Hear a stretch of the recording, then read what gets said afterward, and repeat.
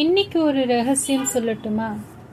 நம்ம பத்தி எப்பவுமே தவறாவே நினைக்கக்கூடிய மனிதர்களிடத்திலிருந்து நாம மௌனமா விலகி போறது ஒன்று மட்டும்தான் நம்முடைய மன நிம்மதியும் உடல் ஆரோக்கியத்தையும் பாதுகாக்கும்.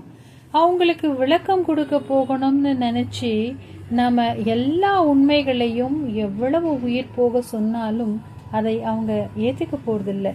ஏன்னா அவங்க மனதில் ஏற்கனவே ஒரு அபிப்பிராயத்தை வச்சுருப்பாங்க. அந்த அபிப்பிராயத்தை உடைச்சி அவங்களுக்கு நாம் உண்மையை தெரியப்படுத்தணும், அவங்க புத்தியை தெளிவுக்கு கொண்டு வரணும் அப்படிங்கிறது நம்முடைய வேலை இல்லையே. நமக்கு நம்ம யாருன்னு தெரியும் இல்லையா? அது போருமே, நம் வாழ்க்கையை நாம் நிம்மதியாகவும் அமைதியாகவும் வாழ்ந்துட்டு போயிடலாம். மற்றவங்களுக்காக நம்முடைய நல்லது கெட்டது இதையெல்லாம் விட்டுட்டு அவங்களுக்கு ஒரு விளக்கத்தை கொடுத்து தான் நாம் அவங்களுடைய நட்பை பாராட்டணும். அப்படின்னாக்கா அப்படியாப்பட்ட ஒரு நட்போ உறவோ நமக்கு தேவையே இல்லை. அது கடைசி வரைக்கும் நம்ம கூட வர போகிறதும் இல்லை.